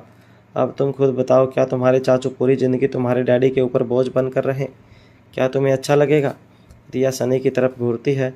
सनी आगे कहता है, मेरा मतलब है कि मुझे भी कुछ काम करना चाहिए, भैया से इंस्पायर होना चाहिए, उनकी तरह नहीं बन सकूं तो कम से कम उनके नक्शे कदम पर चलना चाहिए। रिया अपना एक हाथ अपने माथे पर रख लेती है और कहती है, चाचू आप मुझसे क्या चाहते हैं वह बताएं, मुझे आपकी बातें समझ नहीं आ रही हैं। फिर अपना चेहरा उठाकर सनी की तरफ देखते हुए आगे कहती है, इतने सालों बाद भी आप बिल्कुल नहीं बदले, क्या आप किसी बात को ठीक तरह से नहीं बता सकते? रिया की परेशानी को समझते हुए ओमकार कहता है, मैं समझता हूँ, हम दोनों ने सोचा है कि हम दोनों ऑनलाइन गेम्स को ही अपना प्रोफेशन बनाएंगे, लेकिन इसके लिए हमें एक ऐसे इंसान की ज़रूरत है जो इस काम में हमसे बेहतर हो, जिसे हम अपना पार्टनर बना सकें। फिर अपने दोनों हाथों को नीचे से ऊपर की ओर उठाते हुए आसमान की ओर करते हुए कहता है, हमारा मतलब है कि हमारा पार्टनर वर्ल्ड के बेस्ट गेमर्स में से एक होगा तो हम आसमान की ऊंचाइयों को छू सकते हैं। फिर रिया के कंधों पर अपने हाथ रखते हुए आगे कहता है, हम चाहते हैं कि हमारे बिजनेस में तुम हमें हमारी पार्टनर बन जाओ ताकि हम तुम्हारी गाइडेंस मिल सके। बाकी सब काम हम खुद कर लेंगे, तुम्हें परेशान होने की बिल्कुल कोई ज़रूरत नहीं होगी। रिया कुछ बोलना ही चाहती थी कि उसे पहले सनी बोल उठता है, अगर तुम हाँ कर दोगी तो हमारी आधी समस्या खत्म हो जाएगी। सनी की बात सुनकर रिया अपनी पहली वाली बात भूल जाती है और झट से पूछती है, बाकी की आधी समस्या क्या है? शनि और ओमकार रिया की बात पर एक दूसरे के चेहरे को देखने लगते हैं। फिर ओमकार रिया की तरफ देखते हुए कहता है, हमें एक बेस्ट आईटी की ज़रूरत होगी जो हमारी गेम्स को किसी भी तरह के अटैक से प्रोटेक्ट कर सके। मेरा मतलब तुम समझ ही रही होगी। वह कहती है, हाँ हाँ चाचू, आप बग्स, हैकर्स, ईटीसी की बात कर रहे हैं। तभी आर्यन कहता है, मुझे लगता है कि आप दोनों को भी थोड़ा बहुत कंप्यूटर सॉफ्टवेयर और हैकिंग एक्स्ट्रा सीख लेनी चाहिए, क्योंकि जब तक आपका बिजनेस एक एम्पायर नहीं बन जाता तब तक पूरी तरह से दूसरों पर डिपेंडेंट होना ठीक नहीं होगा। तभी सनी कहता है, क्या हम सीख पाएंगे? अलेक्जेंडर अपनी जगह से उठते हुए जवाब देता है, क्यों नहीं, आप दोनों यंग हैं, आपका माइंड किसी भी नई चीज़ को आसानी से कैप्चर कर सकता है। इससे पहले कि यह बात आगे बढ़ जाती, रिया बीच में ही बोल पड़ती है, देखिए चाचू और मामू, आप मुझसे ज़्यादा उम्मीद ना रखें। मैंने डिसाइड कर लिया है कि अब मैं गेम में अपना वक्त बिल्कुल भी बर्बाद नहीं करने वाली हूँ। आप अपनी मस्ती को अपना प्रोफेशन बनाएं, लेकिन मुझे अभी अपनी मस्ती को साइड रख कर और भी बहुत कुछ सीखना है। फिर अपने दोनों हाथों की हथेलियों को सामने की तरफ फैलाते हुए कहती है, तो फिलहाल आई एम सो सॉरी, मैं आपकी कोई मदद नहीं कर पाऊँगी। आप दोनों किसी और को ढूंढ लीजिए। रिया की बात सुनकर आर्यन और अलेक्जेंडर एक दूसरे की तरफ देखने लगते हैं तो वहीं सनी और ओमकार भी दंग रह जाते हैं। उन्हें अपनी प्यारी रिया से इस तरह के इनकार की बिल्कुल भी उम्मीद नहीं थी। सनी रिया को कन्विंस करने के लिए कहता है, ज़रा सोच कर देखो, इतनी छोटी सी उम्र में तुम वर्ल्ड की बेस्ट गेम हो और इतनी छोटी सी उम्र में ऑनलाइन गेम्स अंपायर में भी वर्ल्ड में बेस्ट साबित होगी। ओमकार आगे आते हुए कहता है, हम जो भी कुछ सीखते हैं उससे इतनी दौलत कमाना चाहते हैं, तुम में इसी उम्र में वह योग्यता है जिससे कि बेहिसाब दौलत कमा सको, फिर तुम्हें कुछ और सीखना क्यों है। रिया जवाब देती है, मुझे कमाने की कोई ज़रूरत नहीं है क्योंकि मेरे पास पहले ही बेहिसाब दौलत है। मुझे कमाने के लिए नहीं, खुद को परफेक्ट बनाने के लिए बहुत कुछ सीखना है। नो मोर टॉक्स, बाय। इसके आगे कुछ भी सुने बिना रिया वहाँ से बाहर चली जाती है। दोनों भाई भी अपने अपने चेहरों पर बड़े बड़े सवाल लिए उसके पीछे पीछे कमरे से बाहर जाने लगते हैं। फिर दरवाजे से बाहर निकलने से पहले वापस मुड़कर कहते हैं, सॉरी चाचू और मामू। दोनों ही भाई रिया के पीछे पीछे चलते हुए मन ही मन सोच रहे थे, आखिर रिया करना क्या चाहती है, उसने अपने लिए क्या प्लान किया है। दोनों भाइयों को मन ही मन रिया के लिए खुशी तो हो रही थी, लेकिन साथ ही साथ अब चिंता भी सता रही थी। ना जाने परफेक्ट बनने के लिए वह हम दोनों को किस नई मुसीबत में फंसाने वाली है, क्योंकि सामान्य सी बात थी कि दोनों ही भाई, चाहे गेम हो या ज़िंदगी, सबक हो या सबब, अपनी बहन को अकेला छोड़ने वाले तो नहीं थे। गुलेरिया हाउस के बाहर मीडिया की भीड़ जमा थी। हर चैनल पर सिर्फ एक ही खबर थी कि देश के सबसे बड़े बिजनेसमैन में से एक आकाश गुलेरिया ज़िंदा है। अलग अलग चैनल पर अलग अलग तरीके से इस खबर को पेश किया जा रहा था। कैसे हुआ करिश्मा, क्यों फैलाया आकाश गुलेरिया के मरने की खबर, खुलेंगे राज, बिजनेसमैन के आज का षड्यंत्र या एक्सीडेंट, कौन है दुश्मन कौन है दोस्त, आदि हेडलाइन के साथ यह खबर आज की सुपरहिट खबर थी। गुलेरिया हाउस के बाहर खड़े हर मीडिया पर्सन की एक ही मांग थी कि आकाश गुलेरिया से एक बार मिलवाया जाए अथवा कर्ण गुलेरिया खुद इस मुद्दे पर प्रकाश डालते हुए हर रहस्य से पर्दा उठाएं। तभी कर्ण गुलेरिया के कहने पर सिद्धार्थ गुलेरिया बाहर आता है। सिद्धार्थ को देखते ही सभी उसे घेर लेते हैं। सभी अलग अलग तरह के सवाल पूछना शुरू कर देते हैं। सिद्धार्थ कहता है, सबसे पहले आप सभी अंदर जाकर बैठ जाएं। सभी मीडिया वालों के बैठने के लिए लॉन में व्यवस्था की गई थी। इसके बाद सभी को वहां बैठा दिया जाता है। तभी कर्ण गुलेरिया मंच पर आते हैं। कर्ण को देखते ही सभी अपनी अपनी जगह पर खड़े हो जाते हैं। कर्ण सभी को बैठने का इशारा करता है और हाथ जोड़कर कहता है, मेरी आप सभी से विनती है कि गुलेरिया परिवार के इस मुश्किल वक्त में हमारा साथ दें। हाँ, यह खबर सच है कि आकाश गुलेरिया ज़िंदा है, लेकिन वह आप लोगों से बात कर सके। उसका स्वास्थ्य इतना अच्छा नहीं है। वह ज़िंदगी और मौत में से मौत को हराकर ज़िंदगी जीत कर आया है, लेकिन अभी भी वह बिस्तर पर ही है। उसे ठीक होने में अभी भी कुछ दिन लगने वाले हैं। मेरी आप सभी से दरख्वास्त है कि तब तक के लिए आप इस मुद्दे पर गुलेरिया परिवार को परेशान ना करें। जिन सवालों के जवाब आप यहाँ ढूंढने आए हैं, उनके जवाब देने की स्थिति में अभी हम सब नहीं हैं। तभी एक मीडिया पर्सन कहता है, क्या यह सच है कि आकाश गुलेरिया की जान अनिका गुलेरिया ने बचाई है? हमने सुना है कि अनिका गुलेरिया की याददाश्त जा चुकी है। वह खुद भी नहीं जानती कि आकाश गुलेरिया की जान कैसे बचाई गई। क्या यह सच है? कर्ण गुलेरिया आगे आए। मेरा आपसे निवेदन है कि अपने मुद्दे को वहीं तक रखें। आप सभी को यह जानकर खुशी हुई होगी कि आकाश गुलेरिया अब खतरे से बाहर है।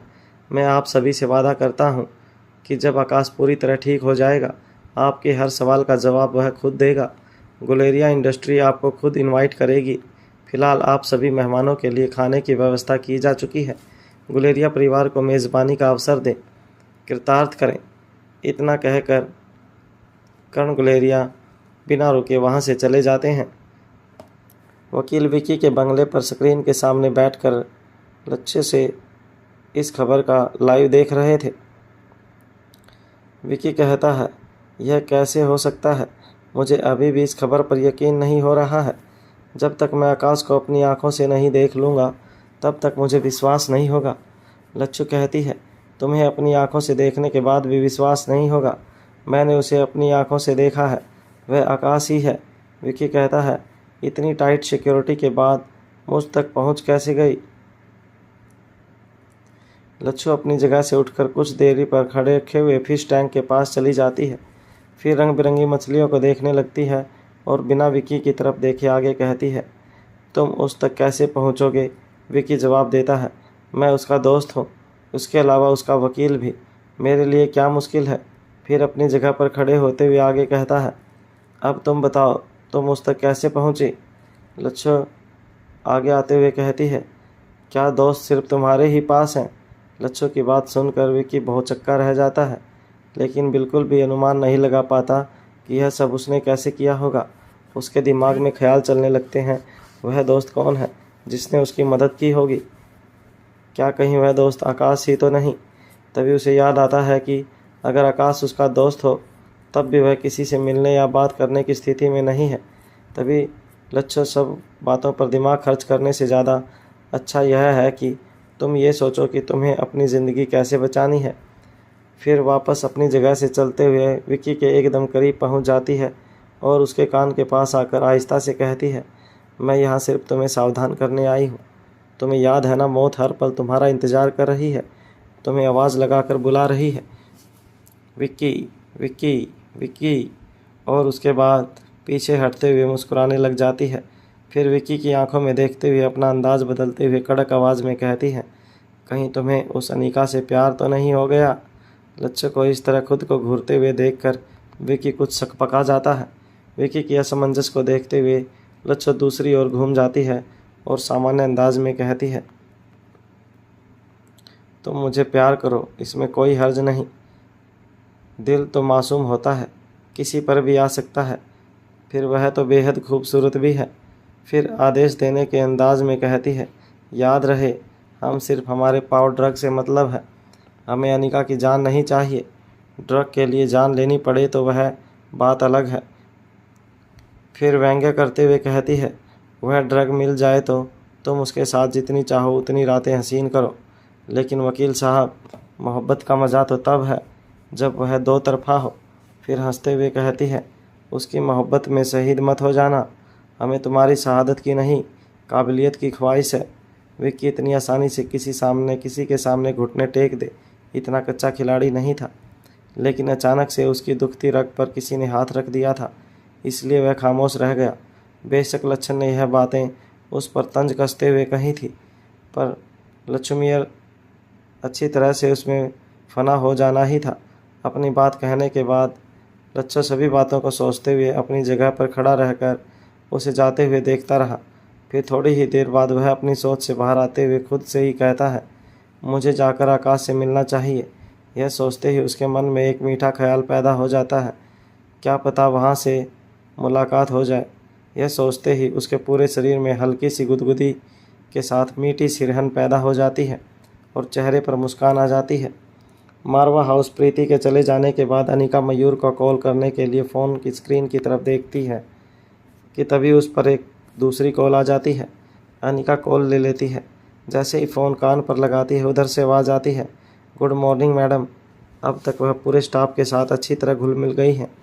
आपके कहे अनुसार हम हर वक्त उस पर नज़र रखे हुए हैं, कहीं पर भी कोई भी संदेह की बात सामने नहीं आई है। इन सब के बावजूद विशेष बात यह है कि उसके यहाँ आने के कुछ ही दिन बाद उसके कमरे के डस्टबिन की जांच करने पर एक अजीब सी चीज़ सामने आई है। अनिका सारी बातें खामोशी से सुनती जाती है। वह आगे कहता है, मैडम, उसमें से हमें एक इस्तेमाल किया गया इंजेक्शन मिला था। तब हमें लगा कि वह कोई सामान्य बुखार की दवाई आदि के लिए लिया गया होगा, लेकिन फिर हमें ख्याल आया कि वह किसी ड्रग के एडिक्टेड तो नहीं है, इसलिए हमने उसे सैंपल को अपने हॉस्पिटल की लैब में ही जांच के लिए भेज दिया, जिसकी जांच करने पर अब कई दिनों के बाद यह बात उजागर हुई कि उसे प्राप्त लिक्विड का सैंपल किसी भी तरह की आम दवाइयों के साथ मैच नहीं कर रहा है। अनिका कहती है, ठीक है, तुम उस पर निगाह बनाकर रखो, उसके सैंपल की रिपोर्ट मैं हॉस्पिटल से इकट्ठा करवा लूँगी। जैसे ही अनिका फ़ोन रखने लगती है, तभी वह सिक्योरिटी गार्ड आगे कहता है, एक और बात मैडम। अनिका सुनने लगती है। वह आगे कहता है, मैडम, उसने अपनी पहली सैलरी मिलने पर रोज़ की ज़रूरी चीज़ों की जगह पर सबसे पहले ई पर एक महंगा लैपटॉप खरीदा है। बहुत कोशिश करने के बाद भी हम उसे एक्सेस नहीं कर पाए हैं। बस इतना ही कहना था। अनिका कहती है, ठीक है, मैं आगे देख लूँगी। Good work. अनिका तुरंत प्रीति को कॉल करती है। इस वक्त प्रीति सनी के रूम की तरफ जा रही थी, क्योंकि उसे ओमकार को मैसेज मिला था कि वह उसका इंतज़ार वहीं पर कर रहा है। अनिका की कॉल देखकर वह अपनी जगह पर रुक जाती है और अपने फ़ोन को कान पर लगाते हुए कहती है, हेलो अनिका दी, क्या मुझे वापस आना है? अनिका कहती है, नहीं, उसकी ज़रूरत नहीं है, बस तुम्हारे लिए एक छोटी सी इन्फॉर्मेशन है। प्रीति ध्यान से सुनने लगती है। अनिका आगे कहती है, होटल हेवन का खेल शुरू हो गया है, तुम अपनी पारी खेलना शुरू करो। प्रीति मुस्कुराकर जवाब देती है, ठीक है दी। तभी अनिका कहती है, लेकिन इससे पहले कि अनिका आगे कुछ कह पाती, प्रीति बीच में ही बात काटते हुए कहती है, हाँ मुझे याद है, अकेले नहीं जाऊंगी, सिक्योरिटी को इन्फॉर्म कर दूंगी। अनिका मुस्कुरा देती है और फ़ोन कट कर देती है और प्रीति वापस उसी दिशा में बढ़ जाती है जिस ओर जाने के लिए निकली थी, सनी का कमरा।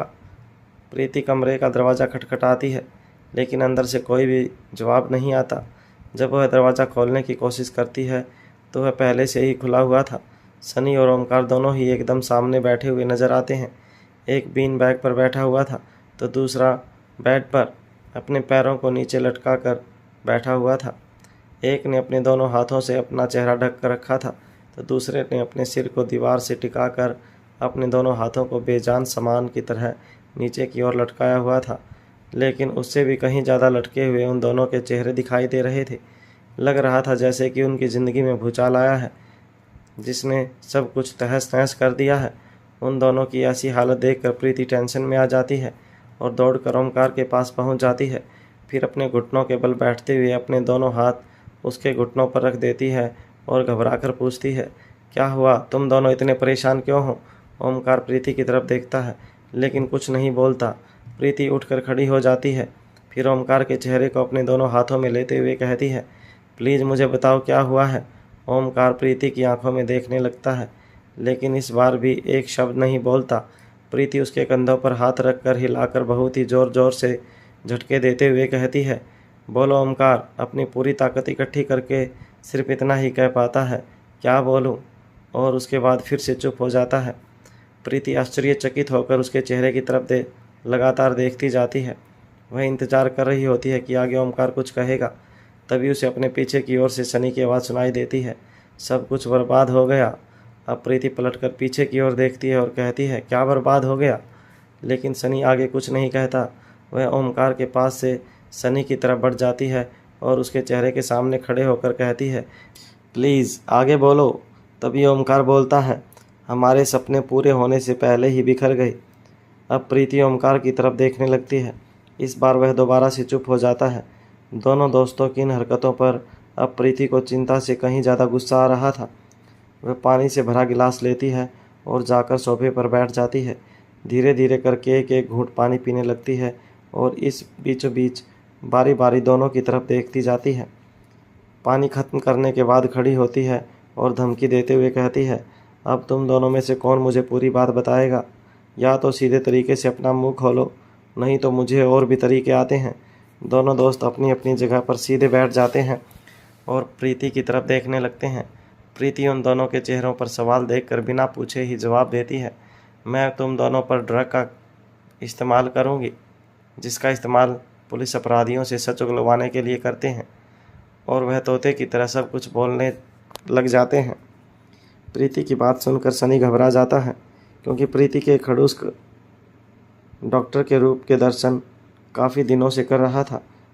उसे यकीन था कि वह जो कह रही है कर भी सकती है, इसलिए पहले सनी ही बोलना शुरू करता है, तुम्हें यह सब करने की कोई ज़रूरत नहीं है, मैं तुम्हें बताता हूँ।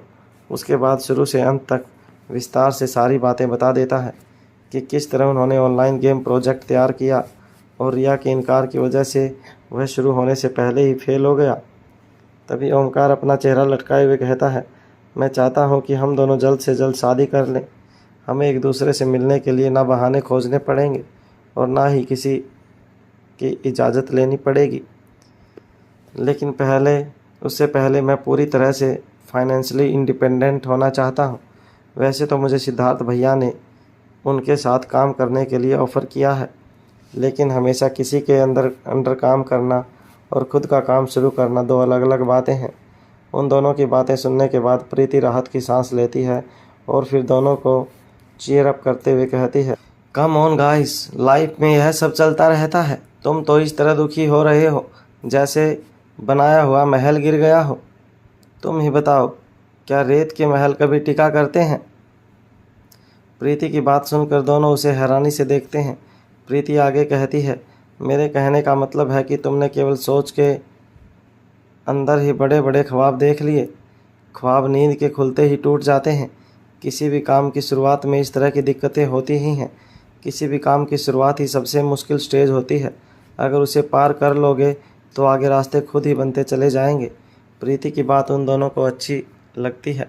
वह उसकी बात को अच्छी तरह समझ भी पाते हैं, लेकिन फिर भी उनकी उदासी कम नहीं होती।